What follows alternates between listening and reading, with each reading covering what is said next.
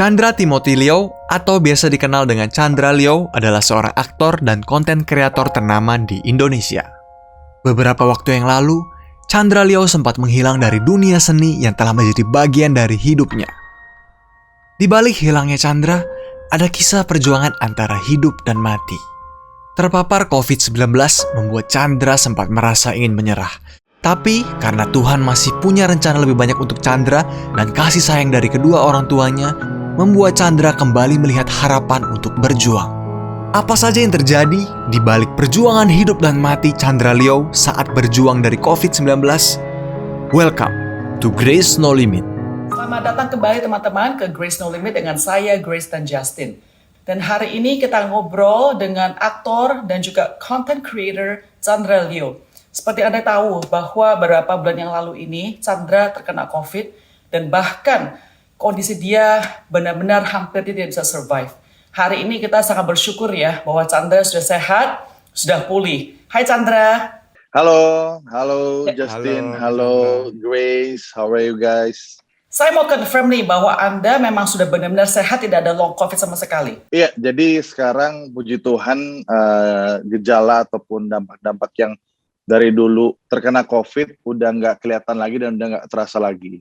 Jadi emang sempat ada waktu sebelum saya kayak announce gitu di Instagram kalau saya pernah sakit COVID, itu ada 1,5 bulan itu waktu recovery saya. Jadi saya siapkan diri dulu lah sebelum balik ke dunia gitu, untuk interaksi, untuk ngobrol sama orang, untuk beraktivitas, untuk benar-benar kayak recover dulu dan make sure kondisi saya itu kayak gimana. Dan kata dokter by 2 September itu udah dikasih tahu kalau bercaknya sudah tidak ada bercak di paru-paru.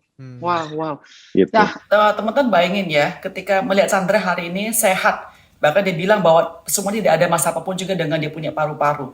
Tetapi kalau Anda melihat videonya dia, di vlognya dia, di YouTube dan di IG, benar-benar mungkin nggak bisa kenalin itu adalah Chandra Liu, ya kan? Terutama karena ini kan Chandra terkenal sebagai seorang yang funny, yang make a lot of comedy videos, ya kan? But when pas saya melihat juga ya, pas gue melihat tuh video itu, benar-benar loh Chandra, gue itu nggak kenalin, gue nggak sadar itu lo, soalnya mukanya benar-benar beda dan I really did not know it was you. That's how bad you look. Sorry to say. To be honest aja lo, benar-benar parah. It's okay, got it, yeah. Chandra, saya mau tanya ya, sebelum lu kena COVID ini, lu kan masih muda, ya kan? Lu pernah nggak sih di hidup lu sebelum lu kena COVID, what is your attitude about death? Lu pernah nggak sih mikir kematian? Apa you're afraid atau lu merasa it's okay, it's something that people have to go through? Bagaimana sih your attitude toward death? Menarik sekali. Jadi pemikiran saya soal kematian sebelum saya terkena COVID ini, itu saya di perspektif yang tidak terlalu peduli sebenarnya. Karena apa yang sudah saya kontribusikan atau apa yang saya sudah bikin, maksudnya di dunia saya, which is di sini kan di bidang audiovisual gitu, in terms of productions ataupun di social media, itu rasanya saya udah berkontribusi cukup banyak. Jadi kalau suatu hari saya mati, di saat waktu itu saya mikir, oh at least saya sudah berguna gitu loh.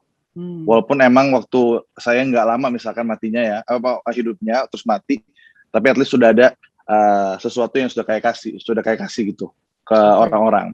Dimana mindset itu saya kepikiran sangat-sangat pribadi sampai nggak terlalu mikirin keluarga bahkan gitu di saat itu ataupun teman-teman dekat saat itu.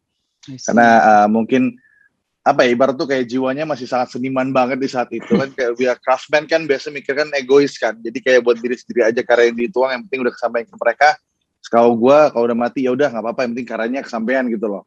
Gitu. Jadi lebih ke situ sebenarnya di saat itu. Oke. Gue pengen tanya ya, sekarang lebih kayak kronologinya. Pertama-tama gue rasain banget sih yang lu rasain pas lu nyari rumah sakit. Karena gue kan kerja di rumah sakit. Pas saat itu tuh tiap hari orang itu nelfon gue, WhatsApp gue, orang nggak gue kenal, di Instagram kontak gue untuk nyari kamar. Dan kebanyakan gue nggak bisa help them. And even if I help them pun juga, kadang tuh cuma bisa bilang, oke, masuk ke waiting list deh. Tetapi angkanya di setiap unit rumah sakit kita udah 150 pasien di atas orang tersebut gitu loh. Jadi gue sadar banget banyak orang tuh benar-benar kayak desperate to find a room, ya kan? Nah, pertanyaan gue ya, Chandra, pas lu pertama kali baca tes lu positif, lu rasa takut atau merasa kayaknya gue kan masih muda, oke lah, nggak ada penyakit apapun juga, I should be okay? Ya, jadi kronologinya kan saya declare positif itu di tanggal 29 Juni 2021. Itu tepat kayak semingguan setelah saya ulang tahun. Jadi ibarat tuh kayak kado yang dikasih buat ulang tahun saya adalah COVID. Cuman di saat itu mikirnya masih, oh ini mah pasti gejalanya ringan. Kenapa? Gara-gara pertama dari 1,5 tahun pandemi sebelumnya itu saya ngerasa kayak kok nggak kena-kena nih. Kayaknya sih saya ngerasa imun saya hebat gitu loh. Imun body saya bisa nge-clash dengan mereka COVID inilah gitu lah, biar untuk yang masuk ke tubuh gitu.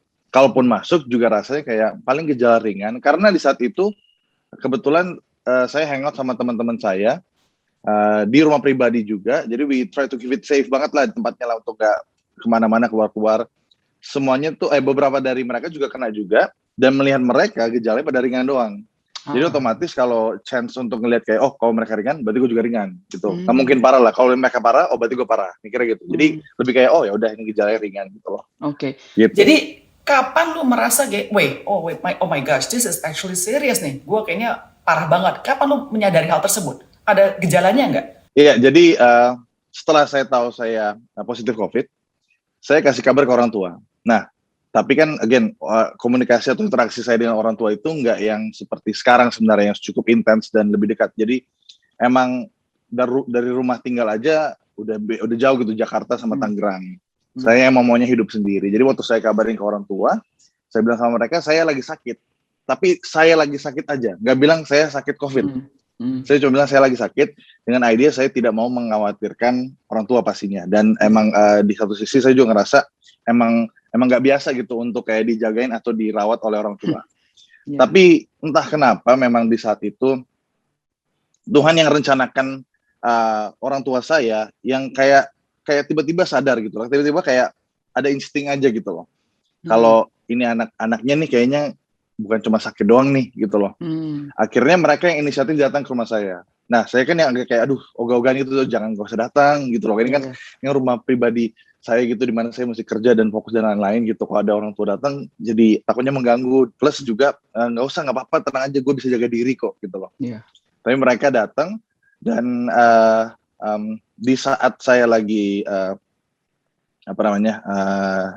isoman gitu di rumah, sedikit demi sedikit mulai kelihatan gitu loh, mulai keluar kayak batuk-batuk, terus udah mulai napasnya udah mulai pendek. Di saat itu orang tua saya ternyata, terutama papa saya, sadar.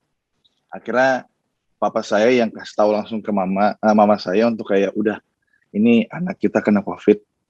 Habis itu mama saya kayak sedih nangis katanya. Papa saya bilang ke mama saya, katanya udah, kamu sekarang ke atas, jangan tunjukin rasa emosional kamu ke depan Chandra, karena pasti Chandra kepikiran juga. Jadi kamu ke atas nangis, di atas, selesai di atas nangis ya. Dari situ udah tahu. Dan di tanggal 5 Juli itu biar aman juga, saya panggil suster home care gitu untuk datang dan ngecek. Katanya masih di batas aman. Masih di batas aman dari tensi, terus saturasi dan juga jantung. Masih di batas aman, tapi di tanggal 6-7-8 inilah yang makin parah gitu loh. Saya udah mulai batuk, terus napasnya pendek, dan ngerasa kayak katanya aman gitu loh, kok kayaknya membaik gitu, tapi ternyata enggak juga. Dan berakhir di saat itu tetap komunikasi ke orang tua saya kayak udah tahu, sudah tahu kan gitu. Tapi saya nggak ngerasa kayak sorry ya nggak kasih tahu gitu. Ya begitulah, komunikasi emang gak enak dengan orang tua. Baru di tanggal 9 itu yang saya bangun itu sudah sangat lemah. Nggak cuma nafas doang, nafas sudah sesek, udah batuk leher, tapi badannya juga gitu loh. Jadi di tanggal 9 Juli itu yang saya langsung dirush ke rumah sakit di saat itu. I see. Jadi pas lu sadar lu tuh udah parah, lu nyari rumah sakit tersebut yang ceritanya kan nyanyi karena kesini ke Eka, ke Gading Serpong nggak salah ya. Gading Serpong, ke Mitra, pokoknya bola-balik nggak ketemu rumah sakit apapun juga, benar kan? Sampai terakhir masuk di rumah sakit Eka di BSD, benar ya Chandra ya? Betul, iya. Pada saat itu kan lu bilang bahwa dokter udah kasih tau ke keluarga lu, kayaknya ini Chandra mungkin nggak bisa survive. Lu dengar sendiri nggak perkataan tersebut? Jadi enggak, jadi gini, jadi yang dikasih tahu oleh dokter ke orang tua saya soal kata-kata ini lebih kayak gini kondisinya. Di saat saya masuk ke IGD, terus saya tidur di atas bed, kan ditutupin tirai tutupin tirai, tapi ada tirai yang terbuka. Iya. Ada tirai yang terbuka sedikit gitu, maksudnya nggak ketutup semua.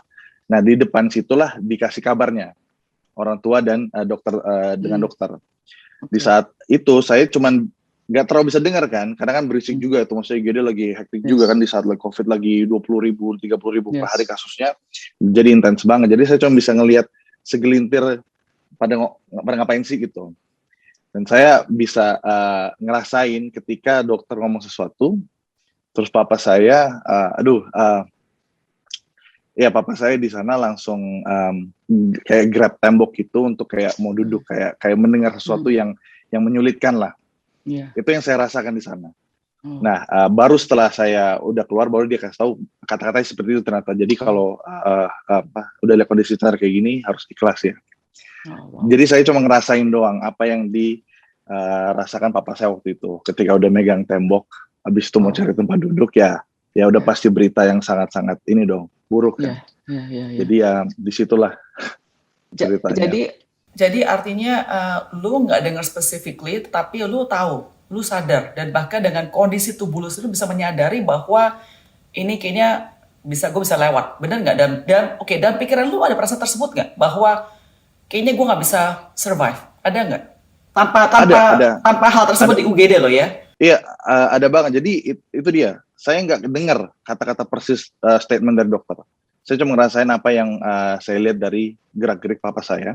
Terus saya melihat kondisi tubuh saya juga udah bad. Saya berusaha untuk menggerakkan, ya at least berusaha lah. Apa sih ini di dalam tubuh saya masih fungsional gitu. Misalkan kaki, tangan, segala macam. Semuanya mulai terasa berat gitu loh. Mulai mikir lagi kan, oke, tubuh udah berat nih. Terus sekarang napas deh sekarang. Napas udah sesak.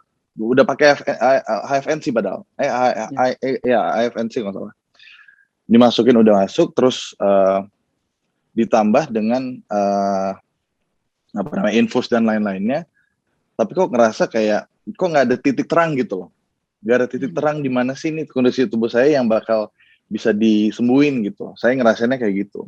Sampai berakhir ditambah lagi dengan saya minta tolong secara verbal gitu untuk tanya-tanya, minta air putih atau apa. Mereka nggak paham-paham.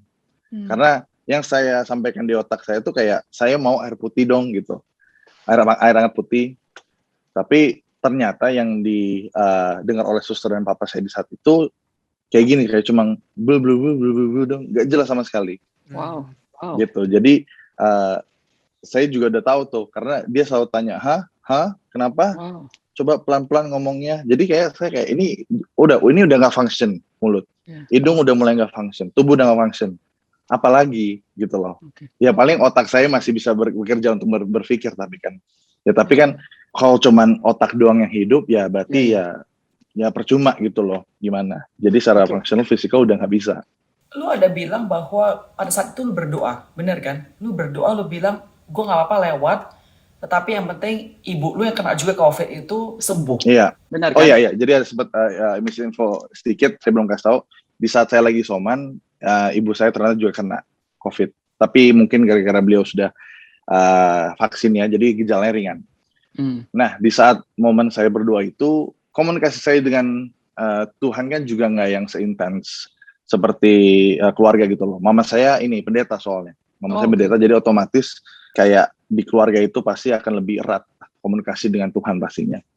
Nah, saya nggak terlalu, karena saya hidupnya udah pisah gitu, dan fokusnya udah berkarya di dunia seniman gini lah, yang dimana kalau bicara soal agama gitu kan, kepercayaan itu udah sulit tuh dia berhubungkan dengan art gitu kan. Jadi di saat itu saya cuma ngomong ke Tuhan doang. Makanya saya bilang saya nggak berdoa, saya ngomong ke Tuhan doang. Karena di saat itu saya nggak bisa ngomong siapa-siapa lagi. Karena ya manusia udah nggak bisa dengar bahasa saya yang jelas. Jadi saya harus ngomong ke yang bisa dengar di saat itu, which is Tuhan. Saya kasih tahu kayak, nggak apa-apa, ambil. Karena udah begini nih, ambil aja hidup gue. Tapi gue mau deal-dealan nih sama lo nih. Bisa nggak kalau misalkan gue mati, nyokap gue hidup gitu. Karena Tuhan itu adil kan. Jadi ibarat ya saya mikirnya kalau ada yang sembuh pasti ada yang harus udahan gitu loh. Dan biar pasti udah saya aja gitu loh. Karena kondisi begini, jadi biar ibu saya aja yang hidup 100% sembuh. Tapi saya ngomong kayak gitu karena udah putus asa dan pasrah saat itu. Sorry, gue mau tanya lu ya. menurut lo dikasih another chance to live, ya kan? Ya. Banyak orang di kasus lo tuh mungkin benar sudah meninggal, tidak bisa sembuh seperti lu hari ini di sini, ya kan? Menurut lu kenapa Tuhan memberikan lu second chance? Nah ini dia, jadi saya disadarkan untuk pribadi saya sendiri pertama. Ada sesuatu yang belum selesai dalam hidup saya yang harus saya selesaikan. Pertama itu yang saya rasakan adalah komunikasi keluarga. Jadi ketika saya terkena COVID ini, nggak ada lagi yang maksudnya bisa tahu atau misalkan peduli kecuali orang tua saya. Dan saat itu udah ketahuan insting bisa ngerasain kalau saya COVID aja udah kayak wow, lu bisa ngerasain ketika orang lain nggak tahu gitu loh. Dan di saat itu saya baru mulai sadar, gila ya, papa saya itu sampai standby atau siap-siap untuk kena COVID juga demi dampingin saya. Dan ini adalah sesuatu yang mungkin orang lain, teman bahkan teman dekat saya nggak mungkin lakukan gitu loh. Benar. Plus ditambah dengan rules dari dokter dan juga pemerintah untuk jangan masuk gitu kan. Tapi ini sebuah pengorbanan dan saya nggak pernah ngerasain itu gitu loh. Pasti saya tahu pengorbanan orang tua saya kayak gimana, tapi nggak pernah ngerasain sedalam atau seresiko ini. Akhirnya di saat itu saya sadar saya harus berterima kasih, cuman nggak bisa dong berterima kasih kayak Pak terima kasih ya, nggak bisa. Berarti ini tugas saya untuk komunikasiin, saya balikin lagi. Jadi sekarang rumah pribadi saya ini saya buka untuk keluarga saya gitu loh. Datang aja, pokoknya kamu datang aja, mau Senin, Selasa, hari kerja pun datang aja, mau pakai semua fasilitas ini pakai aja ya. Oke, nggak usah ini, ajak saudara juga untuk kumpul nggak apa-apa sih. Jadi setiap minggu itu udah mulai ada gathering keluarga itu rame-rame ataupun kayak doa gitu ataupun kayak ibadah kecil kan, mama saya beda jadi kayak ibadah kecil sendiri di situ. Dan kedua adalah pribadi saya sendiri. Jadi saya ngerasa kayak gini. Kayak ibarat tuh kayak gue ngomong sama diri gue sendiri, kan gue udah berkarya banyak nih ya, yang dimana mungkin di umur-umur 27, 28 untuk orang lain yang berumur segitu belum tentu achievementnya sebesar saya gitu loh. Dan saya emang bekerja keras untuk itu. Jadi buat saya udah dong, maksudnya saya udah ngerasa udah dapat achievement yang besar banget nih selama hidup saya sampai umur 28 gitu, entah berkarya di sosial media atau berkarya di dunia produksi, udah banyak gitu yang di-achieve di umur 28. Jadi kayak ternyata ya udah cukup gitu loh. Dan sekarang saya sadar, berarti ketika saya sudah mendapatkan achievement yang sangat besar di hidup saya dan dikasih kesempatan lagi, berarti Tuhan siapin lagi rencana untuk mendapat achievement yang lebih besar. Karena itu lu belum selesai, Chan. Gitu. Jadi saya mikirnya gitu sekarang. Jadi karena itu saya ke depannya ini langsung kayak mikirin apa yang saya bisa bikin lagi lebih besar dari apa yang saya sudah bikin sekarang. Gitu kayak in terms of let's say production, kemarin sempat bikin kolaborasi terbesar di Indonesia itu Riwa Indonesia 2020. Itu kan project yang nilainya dari segi produksi itu udah kayak film panjang lah. Dan itu sesuatu yang orang umur atau orang film di umur 28 mungkin susah gitu loh. Tapi saya achieve itu. Dan itu udah sangat besar. Jadi ke depannya saya siap nih. Karena udah tahu berarti gue akan selesai kalau gue dapat achievement yang lebih besar dari kemarin. Jadi itu dia. Itu poin dimana saya sadar oke, masih ada achievement yang besar. Ayo, gue harus kejar karena di saat itu gue dapat berarti gue udah selesai. Gitu. Kalau misal contoh masalah hubungan, tadi kan hubungan pribadi, hubungan orang tua. Bagaimana dengan hubungan lu sama Tuhan? Apakah lu merasa dengan hal ini membuat lu lebih dekat kepada Tuhan? Oke. Saya juga mendapat insight dari mama saya karena sekarang udah lebih dekat, jadi komunikasi untuk membahas hal ini lebih enak sekarang. Karena saya jiwanya atau pemikirannya seniman, jadi pertanyaannya agak gamblang gitu loh, agak nanya-nanya aja gitu loh. Saya bilang belak-belakan sama mama saya yang dimana seorang pendeta gitu yang percaya semua ini adalah berkat karunia Tuhan gitu kan. Ini anaknya sendiri lagi, jadi saya pun nanya itu loh, karena udah dekat ini udah lagi waktu, saya nanya, "Mah, selama ini aku tuh sebenarnya sulit untuk berdoa dengan Tuhan Yesus gitu loh, dengan Tuhan kita mah, karena saya mikirnya gini loh, ada rasa kayak disconnected, nggak nyambung, karena kan saya melihat orang gitu loh, orangnya bentukannya gimana gitu kan, Yesus kan bentukannya rambut panjang putih gitu kan, saya ngerasa kayak itu Tuhannya negara Eropa gitu loh, bukan saya, jadi saya nggak bisa nanya sama dia gitu loh, kayak nggak nyambung takutnya. Itu nih maksud saya mikir ini bukan orang gue nih, gue nggak bisa nanya sama dia nih, nggak bisa doa sama dia nih. Habis itu mama saya ngejelasin, mama saya mungkin di satu sisi juga pendeta yang bisa agak sedikit open-minded, jadi dia bilang kayak gini, Chan, Tuhan Yesus itu semuanya di agama Kristen itu bisa dibilang kontekstual. Nah ini menarik nih, apa maksudnya apa kontekstual? Dari mama saya bilang kayak gini, sekarang gini, Tuhan Yesus yang ada di Korea atau di China pasti beda bentukannya dengan yang ada di Eropa. Mungkin di sana lebih sipit, mungkin itu ada sipitnya gitu. Dan beda juga dengan Tuhan Yesus yang ada di Afrika misalkan. Itu mungkin bentukannya warna-warnanya kayak warna coklat kayak gitulah. Nah, di sini saya jadi sadar, oh gitu ya, Mam. Jadi emang kontekstual ya per negara gitu. Bukan per negara bahkan, per pribadi masing-masing berbeda. Karena lu harus bisa posisikan Tuhan Yesus itu jadi kayak Tuhannya dari lu gitu. Diri lu sendiri. Jadi saya nanya kayak gini. Oke, berarti kalau misalkan saya posisikan Tuhan saya adalah filmmaker bentukannya, yang pakai bajunya kayak filmmaker apa bawa laptop atau segala macam, boleh dong, bisa. Jadi di situ saya jadi sadar, oh benar juga, saya Tuhan Yesus bentukannya nggak seperti digambarkan orang-orang. Itu emang balik ke pribadi sendiri. Yang penting kan udah pasti kan cara dia menginjil apapun penyampaiannya semuanya sama. Cuma tinggal ini pembentukannya yang saya disconnect. Jadi saya mikir oke, saya sekarang udah bisa doa dengan Tuhan saya. Karena ibarat saya ngomong sama seseorang yang lebih jago dari saya di bidang saya. Jadi kayak guru. Sekarang jadi make sense gitu loh. Kayak gue mau doa, dulu gue doa sama siapa sih ini? Lu siapa sih?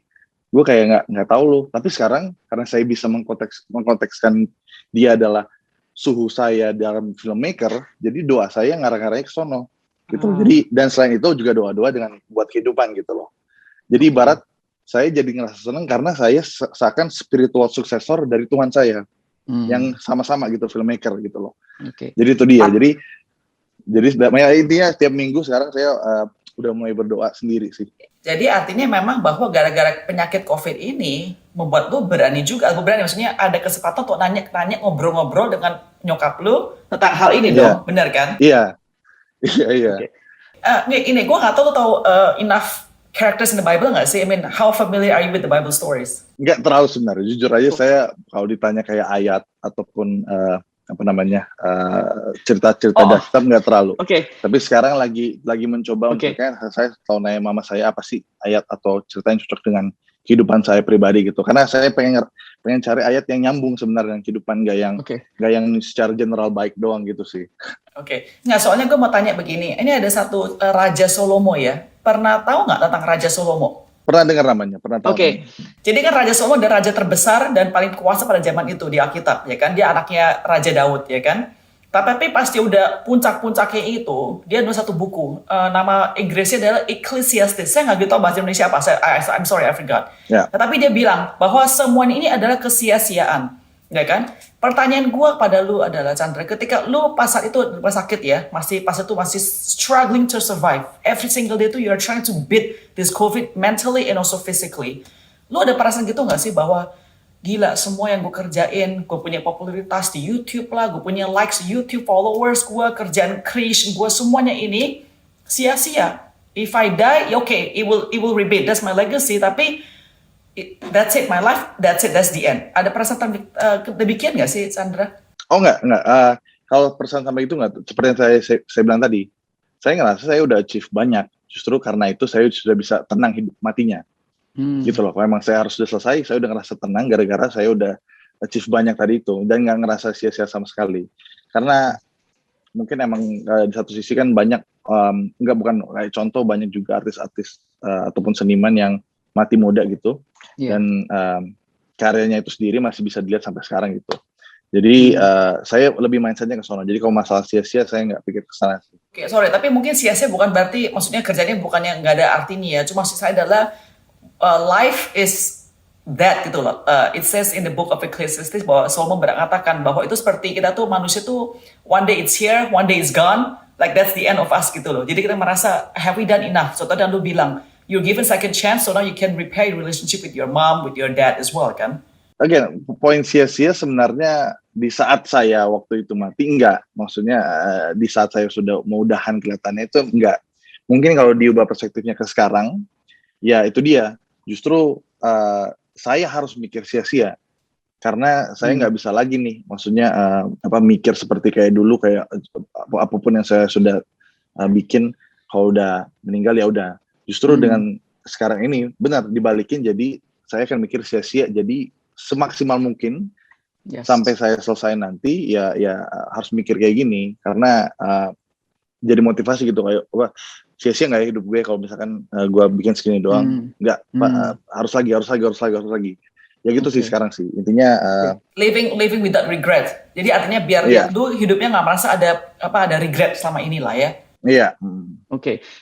Mungkin my last question ya sebelum Justin punya turn ya. Chandra, tadi Anda bilang bahwa lu gara-gara COVID ini, lu kan merasa bahwa oh ya, I need to spend more time with my parents and how my parents really took care of me and loved me when I was dying basically begitu ya kan. That's one thing. Terus kedua adalah di mana lu harus do as much as you can when you're given the chance your life. Dari semuanya ini, dari kasus COVID ini yang terjadi pada diri lu sendiri ini, apa sih yang lu pelajari in a sense that yang lu bisa menginspirasi ada orang, biar orang juga bisa pelajari hal yang sama dari penyakit lu ini gitu loh. What is the advice sih? What is the advice that you learned from the situation? Oke, dari perspektif COVID itu sendiri ya, yang saya bisa bagi kayak gini sebenarnya. Saya adalah seseorang yang kondisi tubuhnya itu fit sebelum kena COVID. Dan kalau kata orang-orang kan ya COVID itu bakal kena orang yang memang kondisinya tubuhnya yang parah, jadi sakitnya akan makin parah. Jadi dari saya sih COVID ini memang nggak bisa ditebak sama sekali. Mau separah apapun, mau sesehat apapun, lu bisa kena sakit yang benar-benar parah. Jadi udah paling penting adalah take care of your health gitu loh, dan peduli dengan sekitar lo. Kita mikirnya kayak tahun lalu 2020 pandemi udah jadi climax-nya di mana 12.000 kasus per hari di Indonesia. Tahun ini achieve 50.000. Itu kan sesuatu yang again nggak bisa ditebak. Ini sekarang udah mulai turun lagi dan jadi poin paling menurun di Indonesia gitu dari segi tingkat COVID-nya. Tapi masih ada varian baru, masih ada negara lain yang naik. Jadi nggak ada sama sekali pemikiran kalau ini udah selesai, ini dan ini akan selesai soon gitu loh.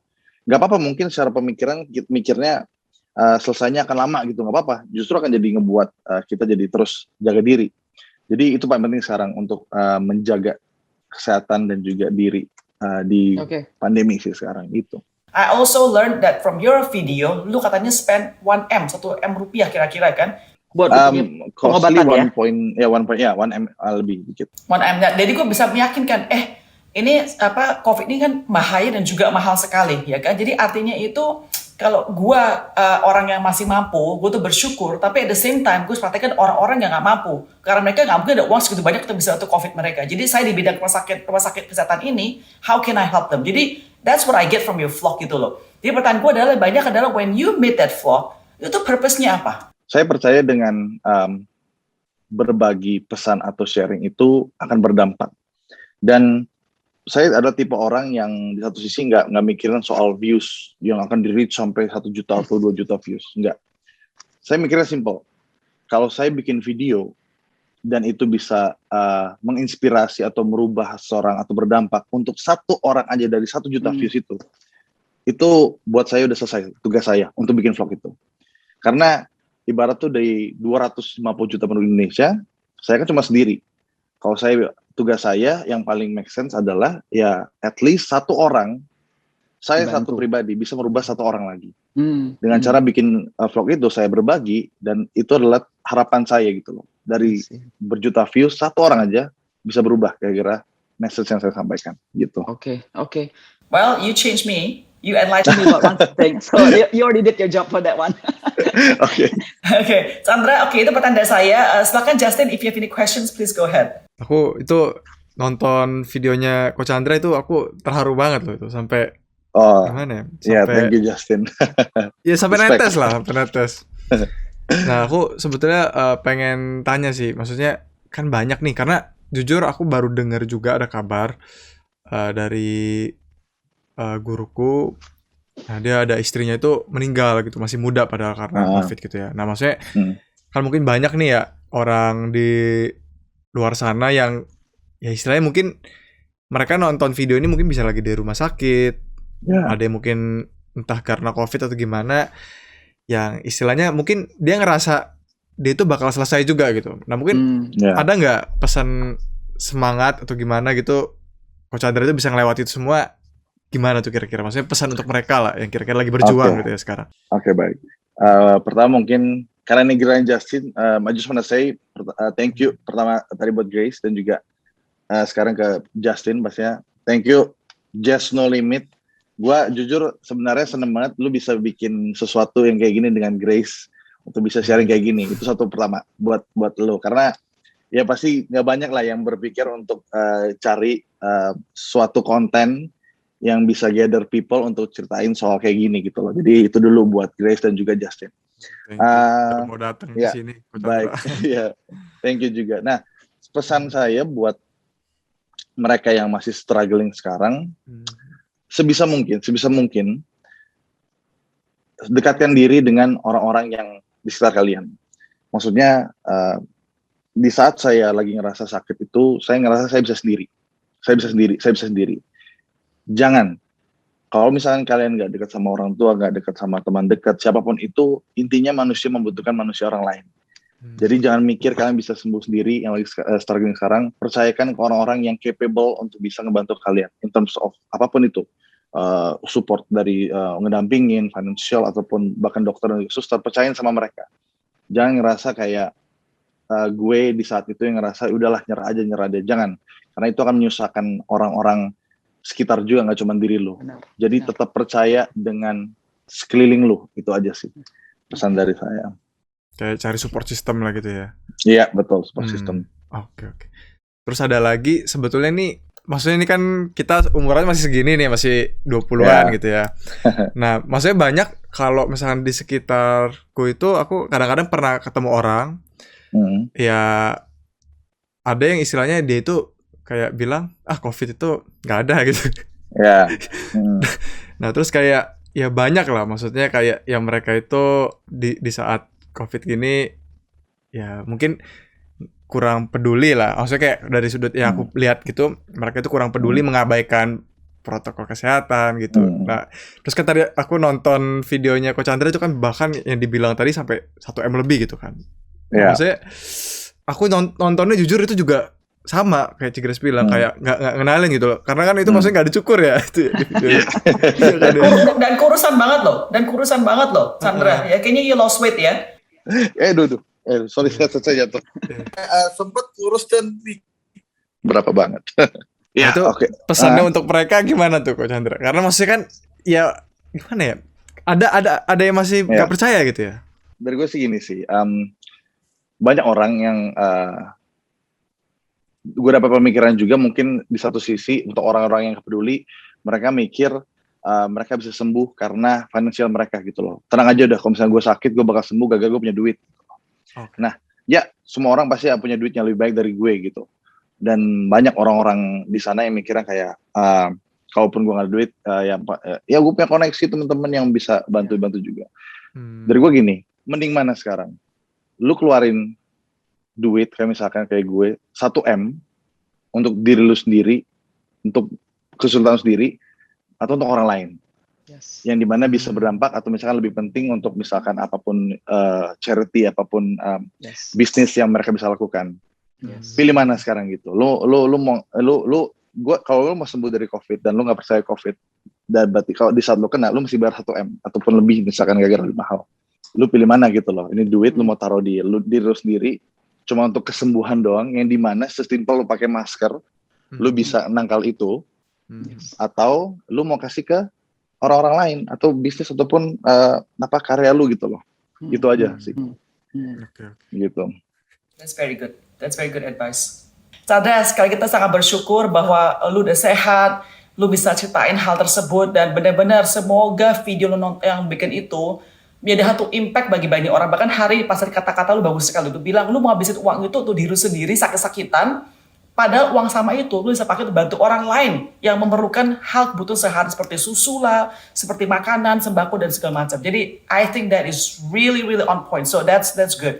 I really hope that your work benar-benar bisa terus menginspire banyak orang ya. So I really appreciate your time here, and I'm sure Justin juga appreciate your time here. Dan saya dan Justin sudah pasti wish that you will always please keep safe and stay healthy even until now ya. Jangan merasa Yeah. dengan COVID itu aman loh ya. So, thank you so much everybody Thank yang nonton you. hari ini. Grace No Limit. God bless everybody from me, Grace dan Justin. Sampai ketemu next time.